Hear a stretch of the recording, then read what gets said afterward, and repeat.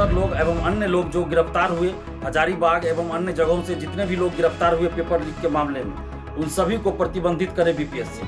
तो सीट से ज्यादा अभ्यर्थियों को काउंसलिंग में बुलाए और काउंसलिंग के बाद फाइनल रिजल्ट घोषित करे ताकि सीटें खाली न रहे।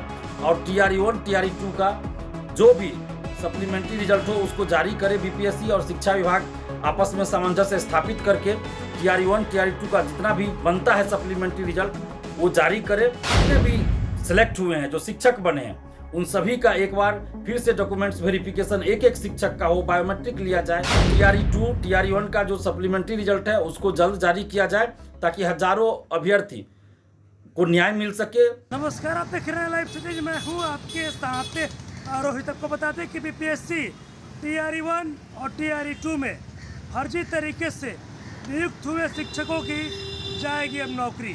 आएगा सप्लीमेंट्री रिजल्ट। छात्र नेता दिलीप ने बीपीएससी आयोग से कर दी बड़ी मांग। साथ ही साथ TRE 3.0 पुनः परीक्षा को लेकर भी बीपीएससी आयोग को दिलीप बड़ी चेतावनी देते नजर आ रहे हैं और बोल रहे हैं कि अगर इस बार कुछ भी हुआ गड़बड़ी तो छोड़ेंगे नहीं। क्या कुछ कह रहे हैं दिलीप, सबसे पहले आप उनका पूरा बयान सुनिए। नमस्कार दोस्तों, मैं दिलीप कुमार। दोस्तों, बीपीएससी TRE 3 की पुनर्परीक्षा की तिथि घोषित कर दी गई है। 19 जुलाई से परीक्षा शुरू होगी। इस परीक्षा में पेपर लीक न हो, किसी तरह की धांधली सेटिंग न हो, इसका पूरा ख्याल बीपीएससी को रखना होगा। और साथ ही 270 लोग एवं अन्य लोग जो गिरफ्तार हुए हजारीबाग एवं अन्य जगहों से, जितने भी लोग गिरफ्तार हुए पेपर लीक के मामले में, उन सभी को प्रतिबंधित करे बीपीएससी। और साथ ही TRE 1 TRE 2 में जिस तरह की प्रक्रिया अपनाई गई, जिसके चलते हजारों सीटें खाली रह गई, हजारों बेरोजगार रह गए अभ्यर्थी और इधर हजारों सीटें भी खाली रह गई।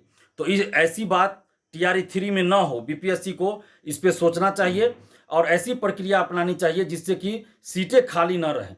TRE 1 TRE 2 वाली गलती TRE 3 में न दोहराई जाए। बीपीएससी से हम यही मांग कर रहे हैं, एक अभ्यर्थी का एक जगह रिजल्ट दिया जाए और काउंसलिंग या तो पहले करा लिया रहे, रिजल्ट से पहले ही काउंसलिंग हो जाना चाहिए, या जब आप काउंसलिंग करा रहे हैं रिजल्ट के बाद तो सीट से ज़्यादा अभ्यर्थियों का काउंसलिंग कराइए और उसके बाद काउंसलिंग के बाद आप फाइनल रिजल्ट जारी कीजिए ताकि जिसके पास डॉक्यूमेंट्स न रहे कोई, तो वो बाहर होगा तो उसके जगह पे सीट खाली न रहे और सप्लीमेंट्री रिजल्ट का कोई झमेला ही न रहे।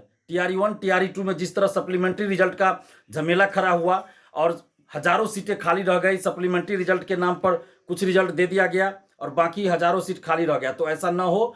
TRE 3 में सीटें खाली न रहे, इसका पूरा ख्याल रखे बीपीएससी और एक अभ्यर्थी का एक जगह रिजल्ट दे। और साथ ही काउंसलिंग या तो रिजल्ट से पहले करवा ले, या अगर रिजल्ट के बाद काउंसलिंग करवा रही है बीपीएससी तो सीट से ज़्यादा अभ्यर्थियों को काउंसलिंग में बुलाए और काउंसलिंग के बाद फाइनल रिजल्ट घोषित करे ताकि सीटें खाली न रहे। और TRE 1 TRE 2 का जो भी सप्लीमेंट्री रिजल्ट हो उसको जारी करे बीपीएससी और शिक्षा विभाग आपस में सामंजस्य स्थापित करके TRE 1 TRE 2 का जितना भी बनता है सप्लीमेंट्री रिजल्ट वो जारी करे। और साथ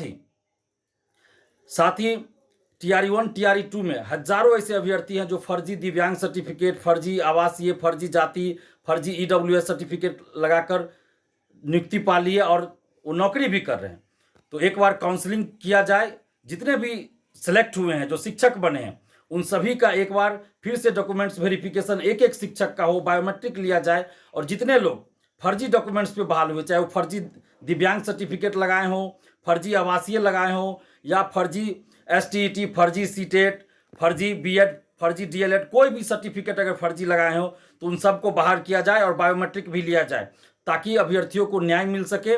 और साथ ही चूँकि आपने TRE 1 TRE 2 बहुत हड़बड़ी में और बहुत जल्द ले लिया, पहले नियोजन इकाई से बहाली होती थी, फिर बीपीएससी से बहाली शुरू हुई और ये TRE 1 के बाद तुरंत बाद TRE 2 लिया गया, फिर TRE 3 की वैकेंसी निकाली गई और STET कुछ सब्जेक्ट के लिए 11-12 साल के बाद हुआ, तो शिक्षक अभ्यर्थियों को मौका नहीं मिला।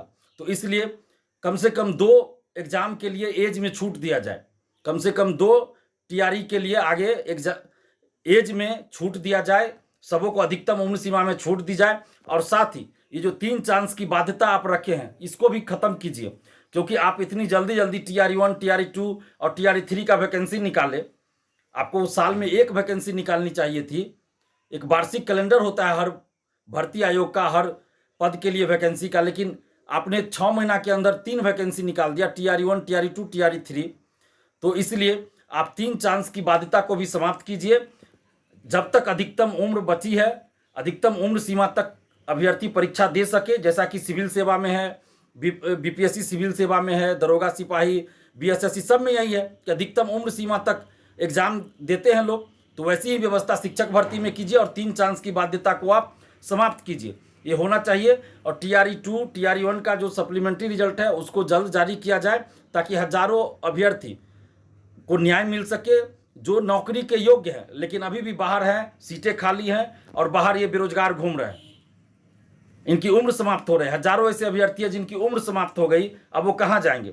इसलिए TRE 1 TRE 2 का भी सप्लीमेंट्री रिजल्ट जल्द जारी करे। शिक्षा विभाग बीपीएससी आपस में सामंजस्य स्थापित करे, बिहार सरकार भी इसमें हस्तक्षेप करे और मुख्यमंत्री जी को तो हस्तक्षेप करना ही चाहिए। और साथ ही डोमिसाइल की जो बात है, डोमिसाइल जैसे यूपी में है, शिक्षक भर्ती में अलग नियम है, झारखंड में अलग है, कुछ अन्य राज्यों में अलग है, जहाँ पे बिहार के अभ्यर्थियों को नुकसान होता है, फॉर्म नहीं भर सकते।